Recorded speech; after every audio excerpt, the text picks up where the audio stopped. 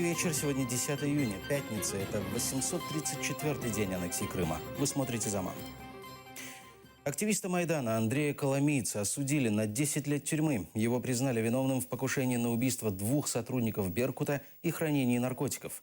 По информации правозащитников, в приговоре нет свидетельств защиты. Неясно, почему адвокату Михаилу Кушпилю отказывали в ходатайствах, в том числе в проведении экспертизы о пытках заключенных. Защита Коломийца подаст апелляционную жалобу.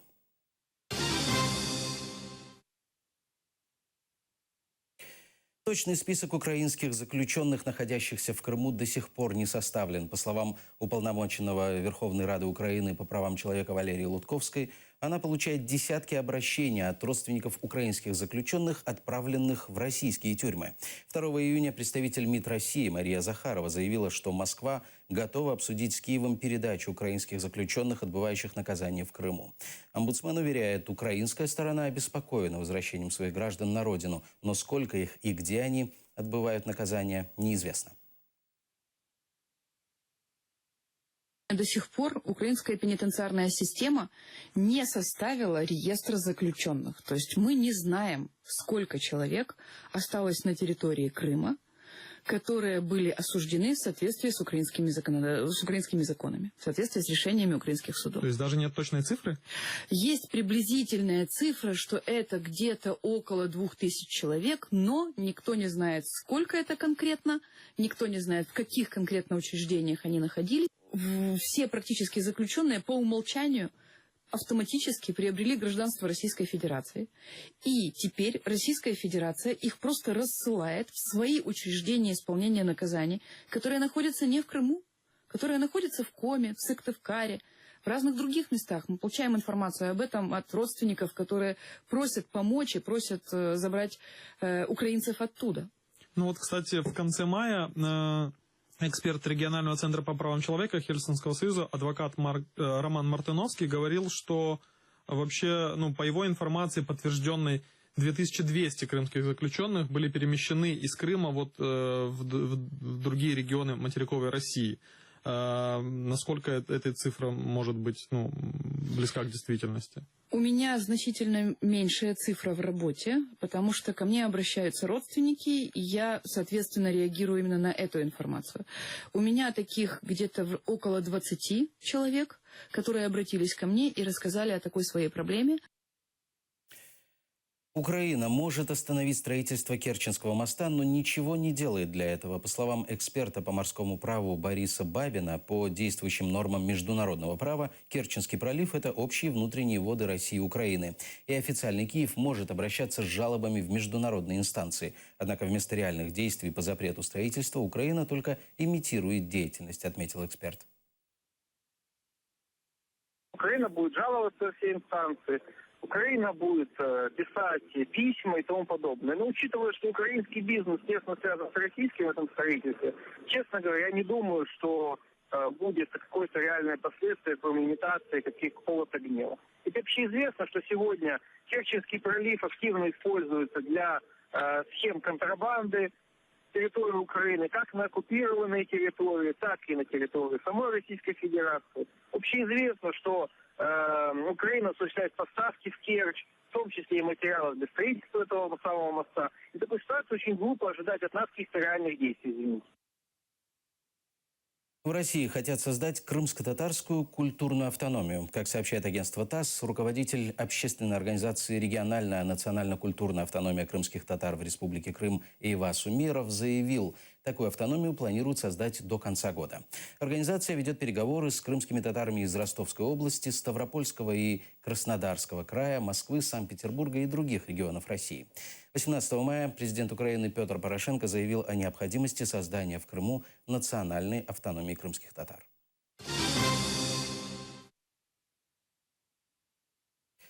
В крымской столице из-за ужасного состояния дорог постоянно ломаются авто. Аварии на улице Ломоносова стали обычным делом. Машины едва объезжают глубокие ямы.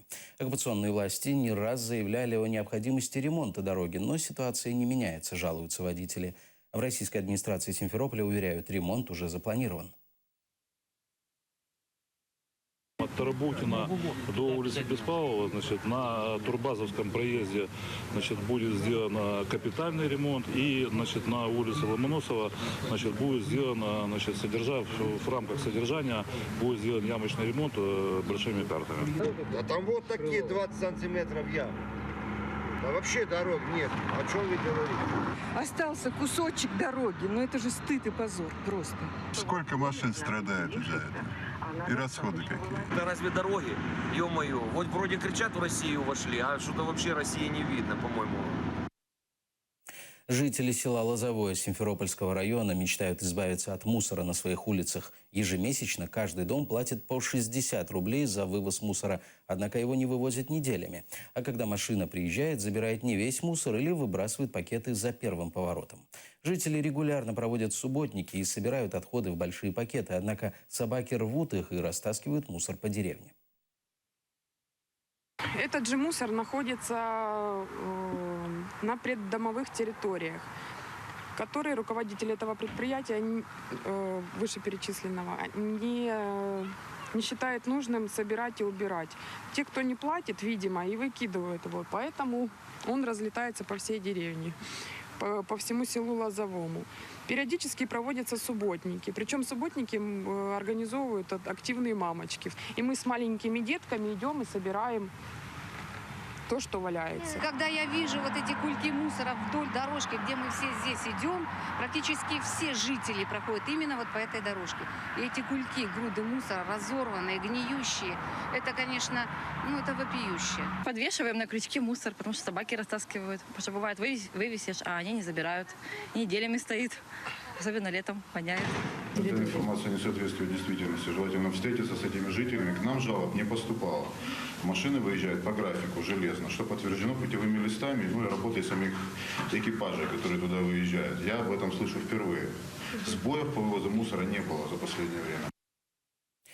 Таврический национальный университет не может начать вступительную кампанию. В бюджете Украины нет денег на его финансирование. Ректор ТНУ Владимир Казарин уверяет, что вуз готов начать работу и просит правительство найти деньги для того, чтобы крымские абитуриенты смогли воспользоваться своим правом на обучение в материковом вузе. Ректор Таврического национального университета Владимир Казарин показывает приказ Министерства образования и науки Украины. Теперь уже экс-министр Сергей Квит распорядился начать образовательный процесс в ТНУ 31 декабря, за несколько часов до нового 2016 года.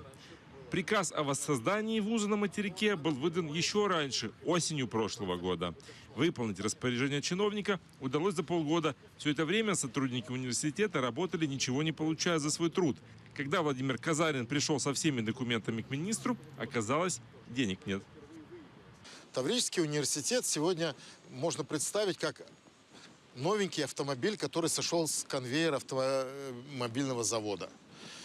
Мы полностью готовы к эксплуатации автомобилей. У нас все есть. У нас есть кадры преподавательские, которые мы подготовили для работы. И деканы, и заведующие кафедрами, и часть преподавателей. У нас есть списки студентов, которые подали заявление на восстановление для учебы в университете. У нас есть заявления от абитуриентов, которые в этом году намерены поступать в Таврический университет. И мы тот автомобиль, который не может тронуться с места, потому что его не заправляют топливом. У нас до сих пор не открыто финансирование вуза.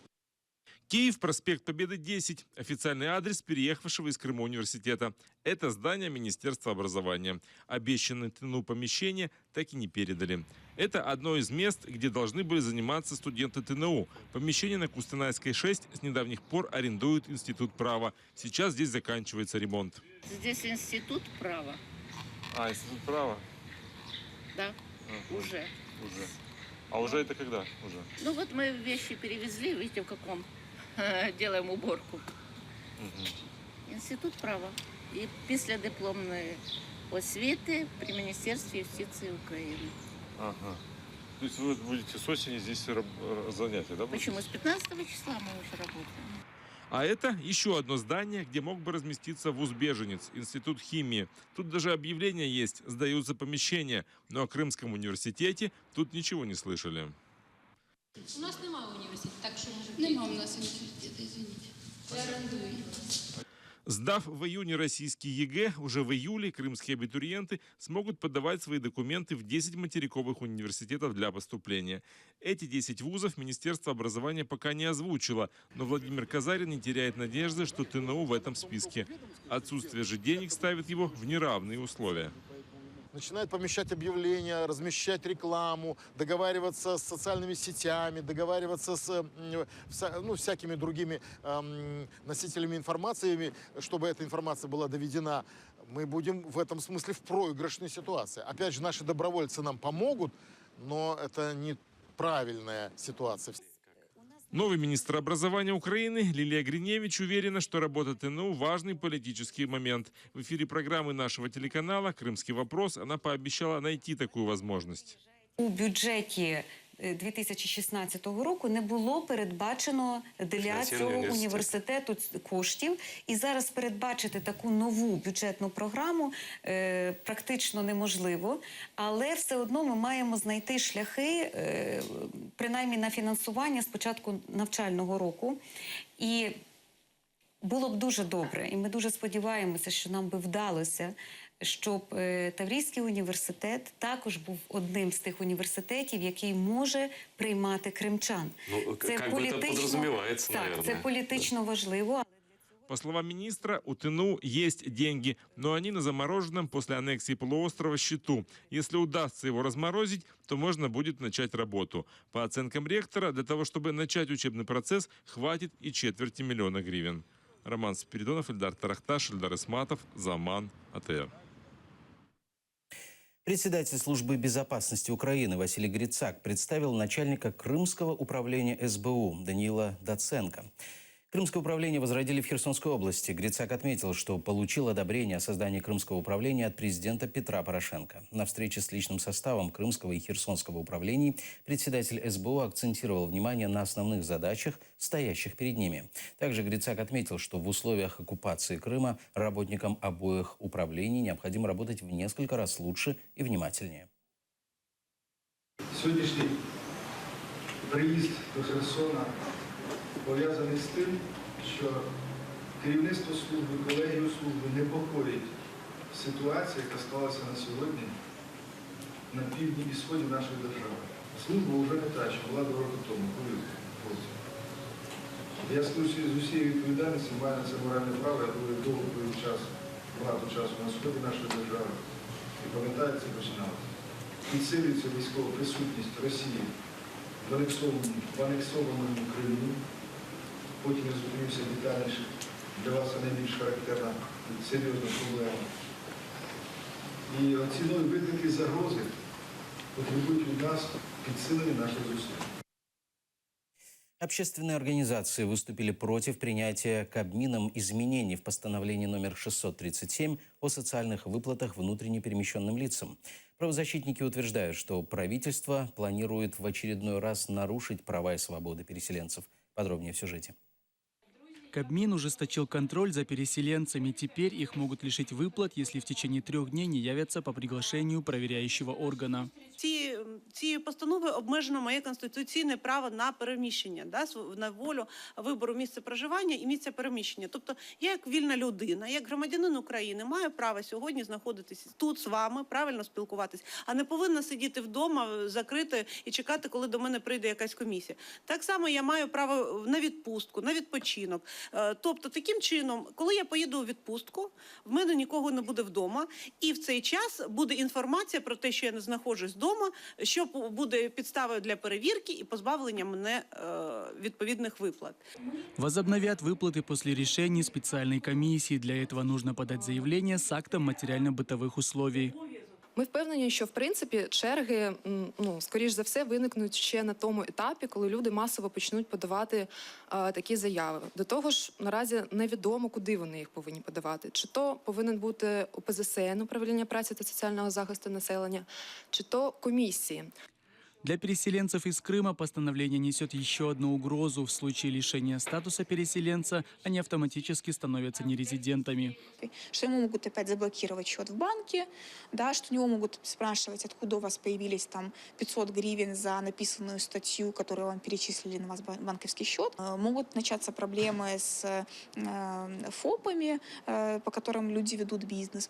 Проверки по месту фактического проживания будут проходить раз в полгода. После лишения статуса переселенца возобновить его можно будет тоже не раньше, чем через 6 месяцев. Исмаил Газиев, Ислам Пинка, Заман, АТР. Джамала выпустила свой первый международный альбом. Пластинка 1944 издана на крупнейшем в мире лейбле Universal Music Group. В альбоме 12 композиций, 3 на украинском языке и 8 на английском, в том числе песня 1944, с которой Джамала победила на конкурсе Евровидения 2016. То есть теперь песни Джамалы можно приобрести в Европе, а вскоре и в Северной и Южной Америке. На этом пока все. Хорошего вечера. Будьте с нами.